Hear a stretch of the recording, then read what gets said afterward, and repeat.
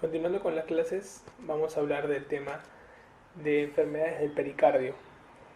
Cuando uno está en el hospital y aborda a un paciente con dolor torácico, lo primero que siempre se nos viene a la mente es tener un problema coronario, un infarto de miocardio.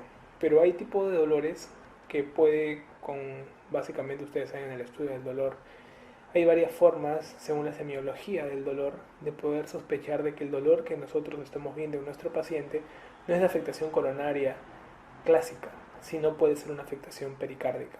Es por ello de que los dolores del pericardio son dolores que tienden a ser eh, más que todo dolores compresivos, muchos de ellos tipo quemante, algunos de ellos tienden a ser dolores que van a aumentar cuando uno haga maniobra de inspiración por el roce que puede tener eh, con las pleuras inflamadas que están cercas, en la zona mediastinal.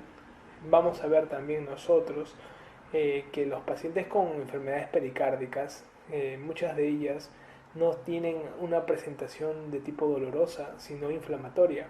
Ustedes saben que el pericardio envuelve el corazón y acá está en contacto con la zona del mediastino medio, y van a ver ustedes de que la zona, cuando se irrita, puede dar una afectación dolorosa. Ustedes saben que la inervación que va a pasar por encima del pericardio es dependiente del nervio frénico. Y van a ver ustedes de que algunos de tipos de molestias pericárdicas asocian a dolor cuando hay inflamación severa del pericardio. La inflamación puede ser tan severa que puede incluso llegar a inflamar la parte más externa de las tres capas del corazón, que es el epicardio. El epicardio, al verse inflamado, puede también, por el cuadro inflamatorio propio, terminar afectando el miocardio y producir así una miocarditis secundaria a una pericarditis. Entonces, el dolor va a ser uno de los signos que nosotros vamos a ver en los pacientes, ¿no? Síntomas, porque ellos nos los van a decir. Eh, y esto se va a dar cuando hay inflamación de la zona pericárdica. Puede ocurrir de que no se inflame la zona, sino tan solamente hay un aumento de producción de líquido pericárdico. Ustedes saben que el corazón y el pericardio están en un roce constante y el líquido que está dentro de ellos generalmente en volumen es de 0.1 cc por kilo de producción de líquido pericárdico. Aproximadamente este volumen mínimo hace que evite aumentar la zona de fracción de corazón con pericardio, pero puede ser que aumente su producción de volumen, y al aumentar la producción de volumen de este líquido, como el pericardio es un tejido fibroso, puede hacer de que termine haciendo una compresión sobre el corazón. Entonces el aumento de volumen, al hacer pues todo el cuadro de compresión cardíaca, puede terminar haciendo alteraciones de tipo hemodinámicas.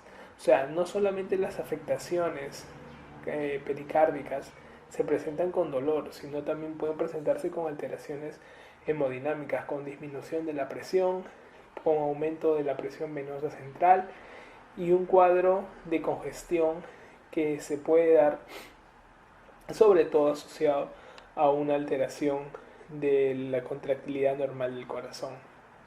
Esta membrana pericárdica fibrosa puede llegar a un momento a calcificarse cuando la inflamación se vuelve muy crónica, y esto puede tender también a ser un grado de compresión en el paciente, pero de una manera más evolutiva, progresiva, y esta compresión anormal del corazón puede terminar que el paciente termine dando cuadro clínico como si fuera un cuadro hemodinámico a la larga, o sea, con un atrapamiento cardíaco. Entonces, las formas, como te digo, en general de afectación pericárdica son de dos tipos, o por dolor pericárdico o por una alteración hemodinámica. El cuadro clínico de estos pacientes, cuando uno los enfrenta en la clínica diaria, tiene que saber también sospecharlos, porque nos vamos a valer también de algunos exámenes de ayuda que pueden hacernos sospechar ante qué tipo de afectación estoy trabajando. Si te ponen una afectación aguda de brusca, puedes originar como un dolor. Por ejemplo, sospechando una pericarditis, no está de más utilizar un electrocardiograma porque tienes que hacer igual para diagnosticar la diferencial de dolor si es coronario o pericárdico, el EKG, y te va a ayudar muchísimo al diagnóstico de una pericarditis. Si estás con un paciente con alteración hemodinámica y con un cuadro clínico sugerente de un proceso característico del taponamiento cardíaco, pues tienes que averiguar si el taponamiento cardíaco se está estableciendo, y para ver el líquido, qué mejor que verlo con una ecografía cardíaca, una ecografía transtorácica, una ecocardio. Entonces te va a ayudar como un examen de ayuda diagnóstica a poder plantear tus tratamientos que vas a dar en este paciente. Puede ser de que la afectación que tengas es por una inflamación crónica que te dije, donde puede haber depósitos de calcificación, puesto con una placa de tórax te puede ayudar muchísimo para poder diferenciar y saber, ya que puedes ver incluso calcificaciones en esta radiografía de tórax a nivel pericárdico. Entonces, hay otros exámenes que te van a ir un poco indicando qué puedes hacer para tu duda diagnóstica poder trabajarla en este paciente. Por ello, nacen los diferentes cuadros de trabajo a nivel pericárdico. La pericarditis aguda es una afectación muy frecuente. Generalmente, pregunta de examen, su etiología idiopática es la más frecuente. Van a ver ustedes que generalmente es afectado por el Coxsackie B. Acuérdate, B de Bobby, corazón, para que recuerdes. Pero también tiene otras etiologías, donde puede aparecer en el famosa pericarditis postinfarto, que es el síndrome de Dressler. Otras causas pueden ser también neoplásicas, pueden ser cuadros autoinmunes, y acuérdate que a la hora de tener una afectación neoplásica o autoinmune, la serosa, muy aparte de la inflamación y con la inervación dolorosa, también pueden asociar a cuadros de derrame de una pericarditis. No todas las pericarditis van a estar siempre con taponamiento, no es así. Las pericarditis se inflaman las membranas, aumenta la secreción, pero no todas llegan a hacer un taponamiento cardíaco, por lo cual tienes que tener en cuenta cómo es el cuadro clínico de una pericarditis con dolor y cómo es el cuadro clínico de un paciente con taponamiento cardíaco. La clínica del paciente con pericarditis aguda se basa en un dolor pleurítico que aumenta con la expiración, con la tos y los movimientos respiratorios. Por ello, este dolor tiende a tener una irradiación a cuello y hombros, mas no hace una irradiación a brazos, a diferencia del dolor por isquemia coronaria. Recuerden que el dolor tiende a mejorar al inclinarse hacia adelante el paciente en posición mahometana clásica, como decían los libros de semiología clásicos, y tiende a mejorar en expiración. La clínica de la pericarditis puede estar asociada a un cuadro febril y puedes recordar como algún evento clínico que pueda asociarse al cuadro, eventos de catarro previo, que te lo pueden colocar en la pregunta de examen. Las complicaciones de una pericarditis aguda son el derrame pericárdico, que puede asociar la pericarditis. El derrame, puedes observar, es una complicación de la pericarditis. Puede haber taponamiento cardíaco, que es un cuadro clínico que vamos a describir también. Más adelante, como la inflamación se tiende a cronificar, puede haber una pericarditis constrictiva, o puede haber incluso una pericarditis con elevación de troponinas, en donde estará involucrado la miopericarditis. Como complicaciones más importantes recordar estas cuatro en un entorno de un paciente con pericarditis. El diagnóstico, aparte del examen físico, donde vamos a escuchar el roce pericárdico, donde vamos a ver que se va a poder oír mejor cuando el paciente está inclinado hacia adelante, debido a que todo el líquido tiende a ponerse hacia adelante y se puede escuchar mejor. Vamos a ver en la electrocardiografía la progresión de la pericarditis, pregunta de examen, que comienza con un descenso del PR, puede haber una elevación difusa del ST con concavidad superior en las regiones en general todas de afectación, excepto las zonas de ABR que tienden a respetar los cuadros de pericarditis. Tiende a haber una normalización del ST de manera global entre los 2 a 3 días, pregunta de examen, y tiende a haber una negativización de la onda T que puede permanecer por meses, y generalmente no se solapan las alteraciones de la onda T con alteraciones del ST, que sí ocurren en la isquemia.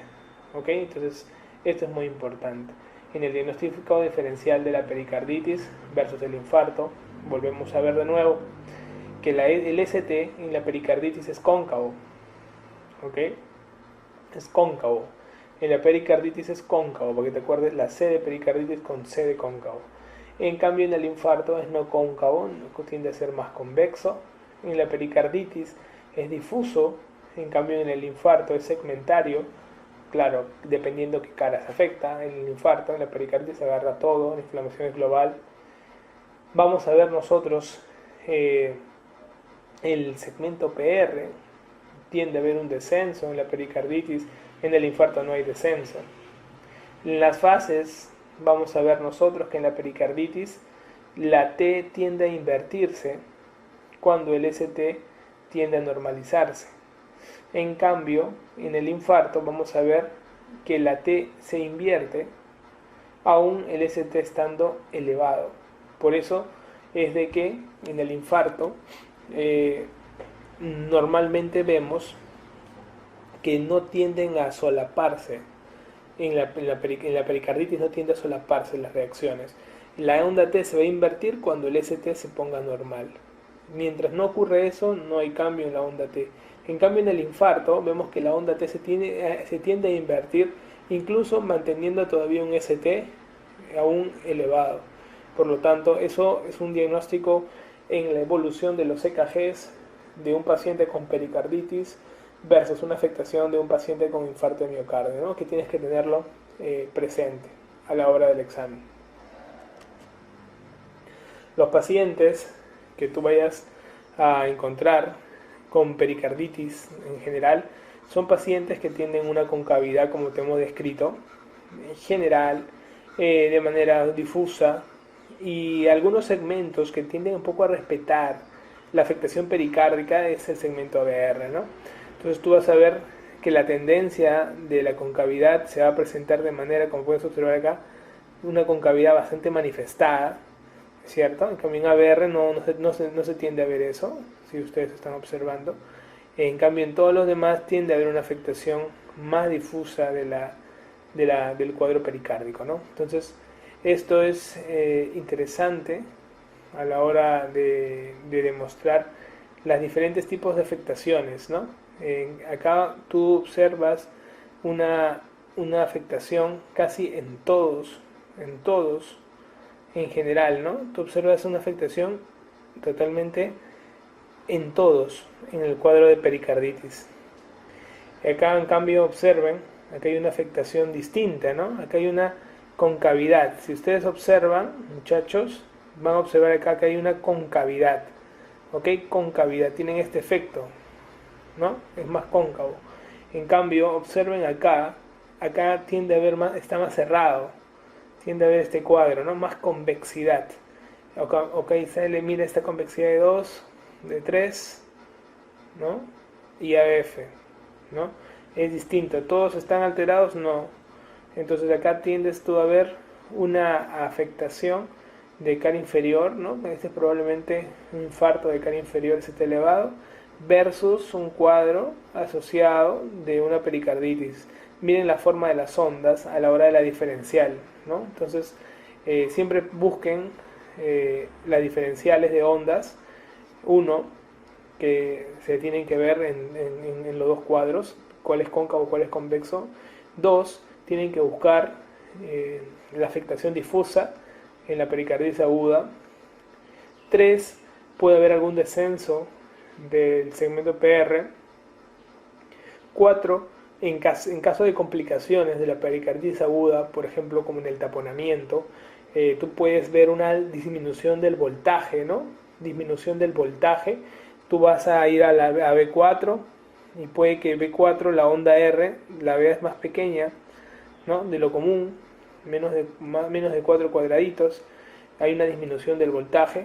Aparte de ello, puedes en D2, en derivadas D2 en general, puedes terminar viendo una alternancia eléctrica que se va más en el taponamiento cardíaco, en caso de complicaciones, como te digo, ¿no?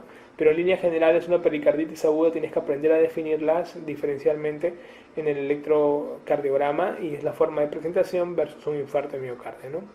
El tratamiento de la pericarditis aguda, muchachos, es el reposo por el cuadro inflamatorio. Damos antiinflamatorios, no esteroideos, y para evitar recurrencias nos puede ayudar mucho la colchicina. Y ese es el tratamiento de la gran mayoría de pericarditis aguda. Cuando hay un taponamiento cardíaco, el taponamiento cardíaco puede darse de manera aguda o de manera crónica. Cuando hay un taponamiento de manera aguda, basta con 150 a 250 mililitros para originar un taponamiento cardíaco de manera aguda. Y si hay un taponamiento cardíaco de manera aguda, lo que hay que hacer es una pericardiocentesis guiada por ecografía, para poder extraer el líquido y poderle no evitar que el paciente haga un colapso hemodinámico y termine siendo un shock cardiogénico de tipo cardiogénico propiamente dicho, pero con afectación extrínseca. Entonces, un taponamiento cardíaco agudo, tenemos que hacer una pericardiocentesis guiada por eco. Y justamente en la ecocardio, cuando tú veas a un paciente con taponamiento cardíaco, vas a ver que los signos más precoces de taponamiento cardíaco son los colapsos de cavidades derechas, ¿no? Colapso de ventrículo derecho, colapso de aurícula derecha. Vas a tender a ver un colapso precoz de estos cuadros de pericarditis aguda en casos que se compliquen, por ejemplo, con taponamiento cardíaco, y estos son taponamientos cardíacos agudos. En los taponamientos cardíacos crónicos, lo que vas a ver generalmente es un cuadro de que el paciente tiende a llenarse de líquido pericárdico a la larga, pues encontrar de 2 a 3 litros de líquido pericárdico. Acá ayuda mucho la ecocardiografía, y para evitar de que esos 2 o 3 litros terminen colapsando al corazón en algún momento, lo que hay que hacer es una ventana pericárdica, que lo hacemos por toracoscopía, haciendo mediante un abordaje toracoscópico.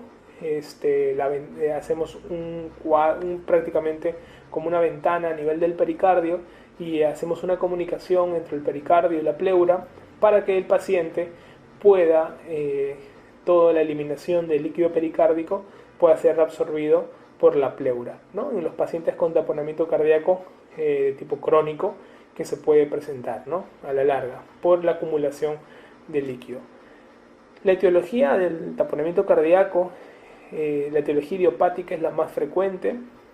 Podemos tener otras causas donde podemos tener descompensaciones metabólicas urémicas por insuficiencia renal crónica, o sea, un taponamiento cardíaco a la larga urémico. Podemos ser parte de una complicación de pericarditis aguda cuando estas son de tipo neoplásicas, de tipo purulentas o por tuberculosis. Podemos estar dentro del cuadro de un taponamiento cardíaco, una rotura cardíaca, ya sea por un cuadro de un infarto complicado o por una iatrogenia, o pacientes con taponamiento cardíaco en el marco de una disección aórtica o una disección coronaria en el tratamiento de, por ejemplo, de una angioplastía que se está haciendo en ese momento. Fisiopatológicamente nosotros vamos a observar de que para ver que hay un taponamiento depende del volumen y de la velocidad de instauración. El derrame pericárdico tiende a aumentar la presión en la cavidad pericárdica. Eso termina dando una restricción de llenado de las cavidades derechas, aumentando la presión de las cavidades cardíacas derechas, viendo una congestión periférica y por lo tanto disminución del gasto cardíaco propiamente dicho, que termina en este caso en estos pacientes con cuadros de oliguria asociada. Recordar hipotensión. Recordar que estos pacientes con problemas de taponamiento cardíaco tienden a tener un cuadro clínico bastante manifiesto, en el cual vamos a ver sobre todo que el ruido cardíaco tiende a verse muy disminuido, la ingurgitación yugular puede verse elevada en la mayoría de estos casos, y vamos a ver que hay un cuadro de hipotensión que se presenta en estos pacientes. Inclusive podemos tener cuadros en el cual clínicamente la famosa tríada de Beck con hipotensión, ruidos cardíacos alejados o apagados e hipotensión, vamos a observar la ingurgitación yugular, las tres. Vamos a observarlo solo en el 40% de casos de pacientes con taponamiento cardíaco, no en la gran mayoría. Por lo tanto, no estés buscando las tres variables siempre en todo paciente. Puedes encontrar una o dos de ellas y ya tienes que estar sospechando de un taponamiento cardíaco. Es importante que el paciente tiende a tener una clínica bastante característica, por lo que cuando aparte de la sospecha tú le estás haciendo un electrocardiograma y puedes encontrar en ellos dos cosas. La primera, una disminución del voltaje de todos los QRS del EKG. Tiende a haber una disminución mayor del QRS del EKG. Se ven más pequeños y aparte de ello puede haber una alternancia eléctrica donde en algunos casos QRS grandes tienen intervalos con QRS pequeños de manera intercalada. Se tiene un intercalamiento entre QRS grandes y pequeños justamente por estas diferenciales de voltaje asociadas al cuadro congestivo líquido, ¿no? La disociación electromecánica que puede presentar estos pacientes se va a presentar porque la presión intrapericárdica va a aumentar y puede hacerse mayor que la presión sistólica.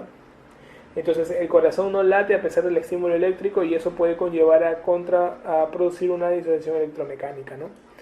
La clínica de estos pacientes, como les digo, son clínicas de síntomas de bajo gasto, hipotensión, taquicardia y oligoanuria. La congestión venosa periférica por compromiso, vamos a verla de tal manera comenzando con una ingurgitación venosa yugular, puede haber un reflujo hepatoyugular positivo, pueden haber cuadros de ascitis y edema de miembros inferiores cuando estos pacientes tienen un cuadro crónico bastante larvado, sobre todo. Cuando es agudo, más se tiende a ver la ingurgitación yugular y el cuadro crónico se tiende a ver la demás clínica. El diagnóstico en el examen físico vemos en el pulso venoso yugular, en el taponamiento, una onda X bastante profunda. ¿Okay? En el taponamiento vemos una onda X en el pulso venoso bastante profunda. Podemos observar nosotros un pulso paradójico también. El signo de Kussmaul también se presenta en estos pacientes, pregunta de examen, pero se tiende a presentar más el signo de Kussmaul en la pericarditis constrictiva. Acá nosotros, por preguntas de examen, nos basamos mucho en este examen físico, de tal manera de que en la mnemotecnia siempre les enseñamos con la palabra de tapar el sexo paradójico. De tal manera que el taponamiento cardíaco se asocia a una onda X profunda y el pulso paradójico sobre todo. En cambio en la pericarditis es distinto, ¿no? Usamos la mnemotecnia Pericus, donde vamos a ver pericarditis constrictiva, una onda Y y signo de Kussmaul, para poder recordar la diferencia de ambos ante las preguntas que nos puedan llegar en el examen. En la radiografía de tórax lo que más vamos a encontrar es cardiomegalia, que se puede observar, puede ser como una imagen en bota o cantimplora o tienda de campaña. En el EKG vemos bajo voltaje típico, igualito podemos ver la alternancia, más típico es la alternancia eléctrica. Pregunta de examen, ¿no? ¿Cuál es la alteración electrocardiográfica más frecuente del taponamiento cardíaco? Generalmente lo más frecuente es el bajo voltaje, pero lo más típico es la alternancia eléctrica por los diferentes voltajes del QRS. Pregunta de examen. En el ecocardiograma nos va a ayudar para un diagnóstico de urgencia y en el caso de hacer un cateterismo cardíaco, en algunos casos, sobre todo en qué pacientes hacemos en caso de taponamiento cardíaco cateterismo de urgencia, en pacientes que hayamos sospechado, por ejemplo, una pericarditis constrictiva que se está comportando como un taponamiento cardíaco y en el cual vemos nosotros que se igualan las presiones en la aurícula derecha, ventrículo derecho, presión de arteria pulmonar y presión capilar pulmonar. Tienden a igualarse las presiones sistólicas, por lo cual ahí observamos que hay una restricción a la salida del comportamiento hemodinámico dentro de las cavidades derechas en los pacientes con taponamiento cardíaco. El tratamiento de estos pacientes depende de su estado hemodinámico. Si tenemos un paciente estable hemodinámicamente, el tratamiento va a ser médico. El tratamiento es aumentar los líquidos, aumentamos la precarga, nunca darle diurético a un paciente con taponamiento porque tiene que disminuir la precarga. Pero si está inestable hemodinámicamente, urgentemente, o de manera urgente, hay que hacer una pericardiocentesis, ¿no? Pero en el caso de hacer un drenaje pericárdico, mantener un drenaje pericárdico matente, lo haremos en caso de que no responda a la pericardiocentesis, que éste sea recidivante o que éste sea purulento. Si vemos que hay un paciente con una pericardiocentesis purulenta, tenemos que hacer necesariamente un drenaje pericárdico en el cual tenemos que utilizar la videotoracoscopía. Para ello el paciente, y tenemos dos abordajes, nosotros vamos y evaluamos el paciente, ya se supone que ya le han hecho todo el estudio de la pericardiocentesis, y en caso de que tenga necesidad de hacer un drenaje pericárdico porque este no responde a pericardio, sea recidivante o sea purulento, lo que tendremos que hacer sea el abordaje abierto con un abordaje subsifoideo, si es abierto, y tratar de hacer el drenaje de líquido, o actualmente como hacemos por videotoracoscopía con un par de trócares, entramos por video asistido y le hacemos una ventana al pericardio, y de tal manera que el líquido que salga del pericardio se terminará reabsorbiendo en la cavidad pleural de ese lado, y lo dejamos con un dren torácico suficiente como para continuar el abordaje, ¿no? Entonces tratamos de ser menos invasivo y poder lograr el objetivo igualmente. En el caso de las pericarditis constrictivas, en el Perú la principal causa de estas es la tuberculosis. En cambio, en el mundo la causa más frecuente es la idiopática. Recuerden que el pericardio se hace una caraza que impide la diástole, por lo tanto la protodiástole se ve conservada como una miocardiopatía restrictiva, habiendo un diplatiú en el cual vamos a observar problemas más que todo en la telediástole.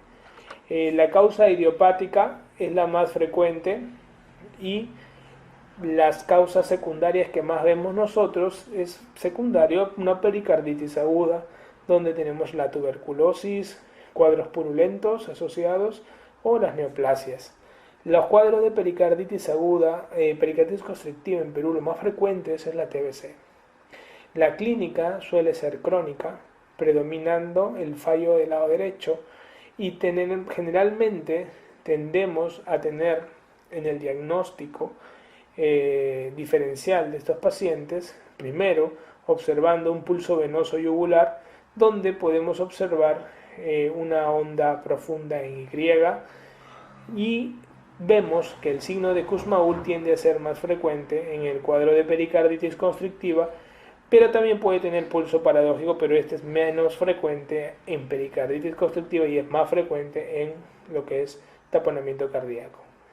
Podrían haber en otros ruidos chasquido pericárdico tras el segundo ruido cardíaco. Estos tienden a ser de comienzo de la diástole por el choque del corazón con el pericardio rígido. Pregunta de examen: el chasquido pericárdico se tiende a ocultar mejor en diástole, y luego del segundo ruido al chapoteo del corazón sobre el pericardio rígido. En la radiografía de tórax, hasta un 70% de pacientes va a observar una calcificación pericárdica, y ecocardiográficamente no lo vemos tan importante como el caso de una tomografía como el caso de un taponamiento cardíaco o una miocardiopatía restrictiva, donde ahí sí es más importante la ecocardiografía. En taponamiento cardíaco, miocardiopatía restrictiva, en cambio, en la pericarditis constrictiva importa muchísimo la radiografía simple de tórax, donde podemos ver las marcas de toda la zona cardíaca, ¿no? Algunos otros exámenes que se pueden hacer, tomográficos, resonancia, se pueden hacer.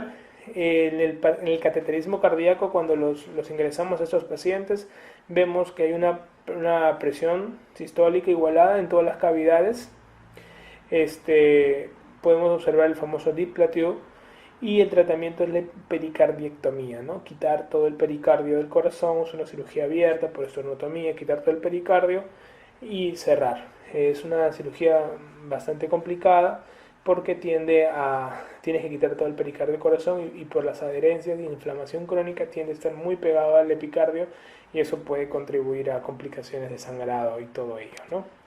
Importante las zonas, como se van observando, las imágenes calcificadas de pericardio, que las podemos ver mejor en lo que vendría a ser las tomas laterales, más que en las frontales, en la lateral izquierda. Y bien, son las patologías pericárdicas que siempre nos acompañan en los exámenes y deseamos que hayas entendido el repaso y pues lo puedas aplicar con la mayor tranquilidad. Ya nos vemos en las siguientes clases.